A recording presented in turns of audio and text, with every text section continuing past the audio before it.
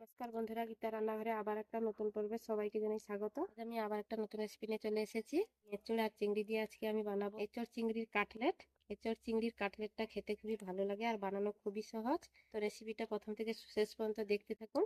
আশা করি আজকে রেসিপিটা সবার ভালো লাগবে। তো চিংড়িটাকে ভালো করে কেটে ধুয়ে নিয়েছি আর এঁচড়টাকে কেটে নেব। এঁচড়টা দেখুন একদম সবুজ কচি এঁচড় নিয়েছি। এঁচড়টাকে আমি কেটে নেব। কাটার জন্য একটা বটি নিয়েছি, বটিতে কেটে নেব। সর্ষের তেল নিয়েছি, বটিতে লাগিয়ে দেব। দিলে আর এঁচড়ের আঠাটা লাগবে না। আমি হাতেও ভালো করে লাগিয়ে নেব। আমি এঁচড়টা নিয়েছি, কেটে নেব।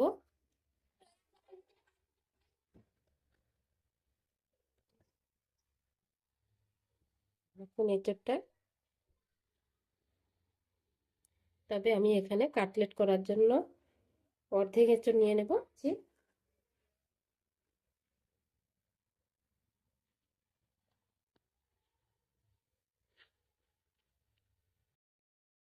কাঠের অংশটা বাদ দিয়ে দিলাম, খোসাগুলো ছাড়িয়ে নেব।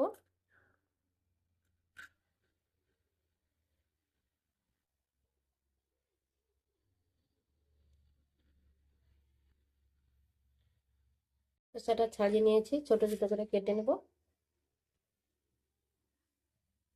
এইভাবে ছোট ছোট পিস পিস করে কেটে নেব। আমি কেটে আমি জলে দিয়ে দেব।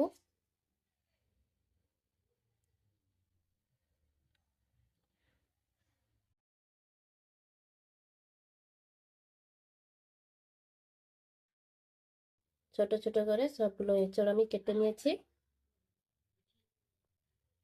কাটলেট তৈরি করার জন্য আমার এঁচড়টা কাটা হয়ে গেল। করে ধুয়ে নেব। ধুয়ে আমি সেদ্ধ করে নেব। সেদ্ধ করার জন্য উনুনটা ধরিয়ে নেব। উনুন ধরিয়ে নিয়েছি, কড়াইতে জল দিয়ে দেব। ধুয়ে রাখা এঁচড়টা দিয়ে দেব। এঁচড়টা দিয়ে দিয়েছি। এখানে আমি দেখুন একটা আলু ডুমো ডুমো করে কেটে নিয়েছি। আলুটা আমি এর সঙ্গে সেদ্ধ করে নেব। দিয়ে দিলাম, একটা ঢাকা দিয়ে দিব। দিয়ে আমি সেদ্ধ করে নেব। আমি 10 মিনিট মতো জাল দিয়ে নিয়েছি। এঁচড়টা কতটা সেদ্ধ হয়েছে দেখে নেব। এঁচড়টা পুরোপুরি একদম ভালো করে সেদ্ধ হয়ে গেছে।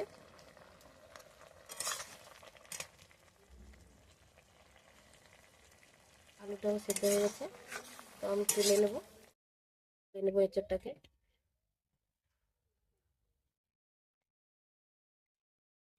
জল থেকে আমি এঁচড়টাকে তুলে নিয়েছি।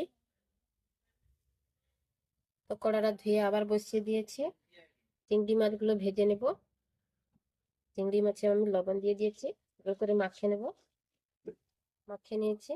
কড়া গরম হয়ে গেছে, সর্ষের তেল দিয়ে দেবো। চিংড়ি মাছটা দিয়ে দেবো।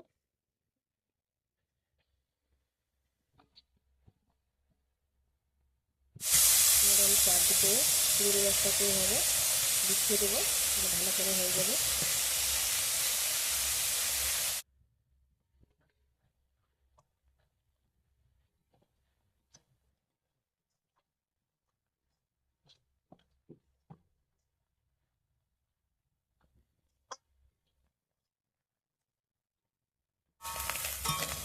চিংড়ি মাছটা ভাজা হয়ে গেছে, তুলে নেব।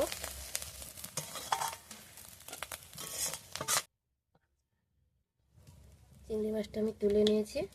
আবার আমি সর্ষের তেল দিয়ে দেবো। আবার সর্ষের তেল দিয়ে দিয়েছি, সাদা জিরে দিয়ে দেবো। পেঁয়াজ কুচি করে রেখেছি দিয়ে দেবো। কাঁচা লঙ্কা কুচি করে রেখেছি দিয়ে দেবো।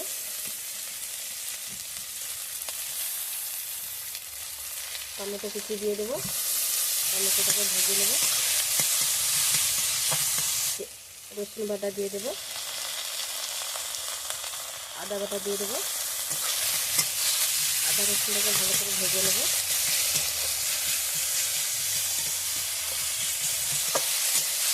দেখুন মশলাটা আমি ভেজে নিয়েছি। অল্প করে জল দিয়ে দেবো। জল দিয়ে দিয়েছি। পরিমাণ মতো হলুদ গুঁড়ো দিয়ে দেবো। স্বাদ মতো লবণ দিয়ে দেবো। 1 চামচ লঙ্কা গুঁড়ো দিয়ে দিলাম, লাল লঙ্কার গুঁড়ো। জিরে গুঁড়ো দিয়ে দেবো। ধনে গুঁড়ো দিয়ে দেবো 1/2 চামচ, সবশেষে গরম মশলা গুঁড়ো দিয়ে দেবো। মশলা দিয়ে দিয়েছি, ভালো করে কষিয়ে নেব। দেখুন মশলাটা কষানো হয়ে গেছে, তেল ছেড়ে দিয়েছে। দেখুন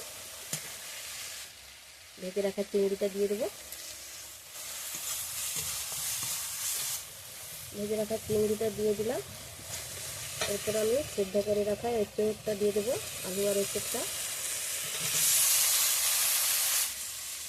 সেদ্ধ করে রাখা এঁচোড় আলুটা দিয়ে দিলাম। ভালো করে আমি মশলার সঙ্গে মিশিয়ে নেব।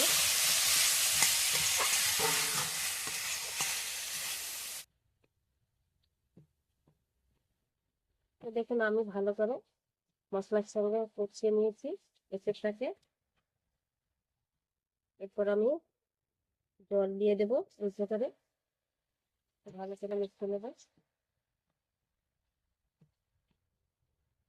1 মিনিট মতো আমি ঢাকা দিয়ে রান্না করে নেব।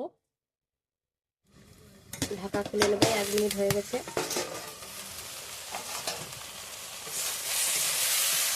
দেখুন ভালো করে মশলার সঙ্গে মিশিয়ে নিচ্ছি, ভালো করে সেদ্ধ হয়ে গেছে। আমি একটা গ্লাস নিয়েছি, গ্লাসের পিছনের দিকে এইভাবে চিংড়ি আর এঁচোড়টাকে ম্যাশ করে নেব। তো দেখুন আমি ভালো করে ম্যাশ করে নিয়েছি। আমার হয়ে গেছে, তুলে নেব। একটা থালাতে আমি তুলে নেব।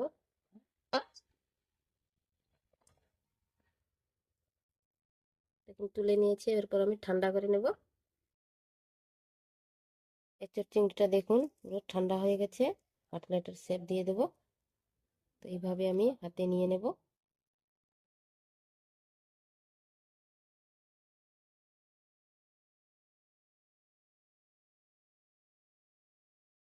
এইভাবে সব কাটলেটগুলো আমি তৈরি করে নেব। একটা আমার তৈরি হয়ে গেল, একটা থালায় রেখে দেবো। আরও একইভাবে নিয়ে নেব। এঁচোড় চিংড়িটা নিয়ে নিলাম। এইভাবে আমি শেপ দিয়ে নেব। তো দেখুন আমি এইভাবে সবগুলো তৈরি করে নেব। আবার একটা তৈরি করে নিয়েছি।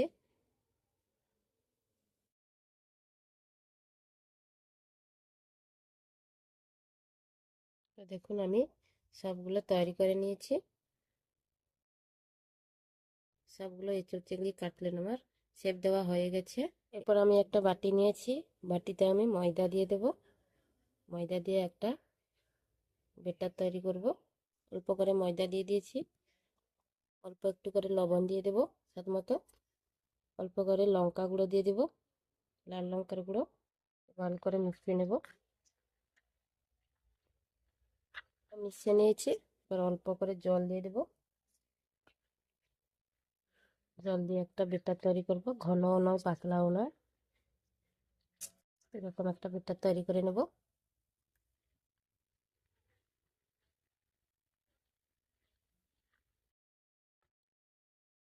দেখুন আমি বেটারটা তৈরি করে নিয়েছি। এইভাবে থাকবে, ঘনও নয় পাতলা নয়, এরকম একটা বেটার তৈরি করতে হবে। তো বেটারটা আমার তৈরি হয়ে গেল। আবার কড়াইতে সাদা তেল দিয়ে দিয়েছি। সাদা তেলটা মিডিয়াম গরম করে নিয়েছি। কাঁঠালগুলো দিয়ে দেবো, মিডিয়াম আঁচে ভেজে নেব। এক দিক হয়ে গেছে, অপর দিকটা আমি উল্টে দেবো।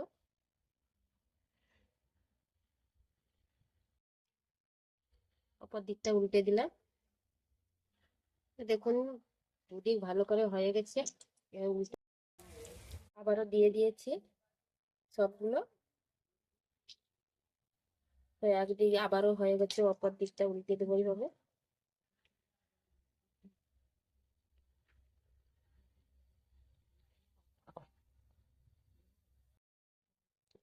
এগুলো মিডিয়াম আঁচে ভেজে নিতে হবে। তো এঁচোড় চিংড়ির এই কাটলেট রেসিপিটা যদি কখনো বানিয়ে না থাকেন, একবার হলেও বাড়িতে বানাবেন, দেখবেন খেতে খুবই দারুণ লাগে। বানানো খুবই সহজ, কম সময়ের মধ্যে এগুলো তাড়াতাড়ি বানিয়ে নিতে পারবে। তো দেখুন আমার দুটি ভালো করে হয়ে গেছে, আমি নেড়ে চেড়ে ভালো করে আগে ভেজে নেবো লাল লাল করে।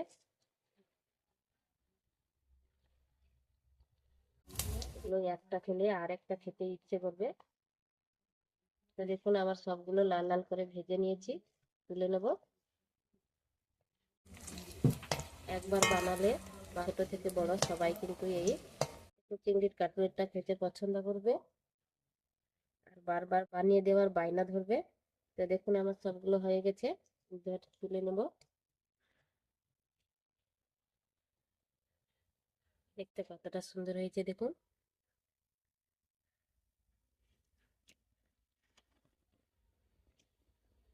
আমার সবগুলো তৈরি হয়ে গেল। এঁচোড় চিংড়ির কাটলেট আমার সবগুলো তৈরি করা হয়ে গেল। দেখুন বন্ধুরা কাটলেটগুলো কত সুন্দর হয়েছে, দেখতে অসাধারণ হয়েছে। এইভাবে একবার এঁচোড় আর চিংড়ি দিয়ে কাটলেট বানাবেন বাড়িতে, দেখবেন খেতে খুবই দারুণ হয়। ঝটপট বানিয়ে নিতে পারবেন। একবার যদি বানান তাহলে বারবার বানানোর বায়না করবে বাড়ির সবাই। ছোট থেকে বড় সবাই খুবই পছন্দ করবে। তো দেখুন আমি একটা কেটে দেখাচ্ছি, দেখতে দেখুন কতটা সুন্দর হয়েছে। দেখুন ভিতরেটা কত সুন্দর হয়েছে। এগুলো সস দিয়ে এইভাবে খেতে কিন্তু দারুণ লাগবে। তো বন্ধুরা আমার এই এঁচোড় চিংড়ির কাটলেটটা যদি ভালো লাগে তাহলে একটা লাইক করবে, কমেন্ট করে জানাবেন এই কাটলেটগুলো আমার কেমন হয়েছে। আর আমার চ্যানেলটাকে সাবস্ক্রাইব করে রাখবেন নতুন নতুন ভিডিও পাওয়ার জন্য। তো বন্ধুরা আজকে এই পর্যন্ত, আবার আসবো একটা নতুন ভিডিও নিয়ে। সবাই ভালো থাকবেন, সুস্থ থাকবেন।